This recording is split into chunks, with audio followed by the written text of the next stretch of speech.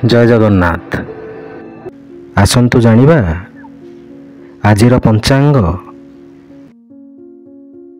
आज हेउछि इंग्राजी मास नवेम्बर 21 तारिख 2024 मसीहा गुरुवार। आज हेउछि मार्गशीर प्रथम गुरुवार। ओडिया मास हेउछि मार्गशीर।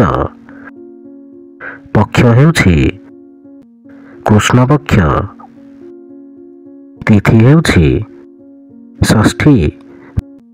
नक्षत्र हेउछि पुष्या नक्षत्र। बिछा दिन 6।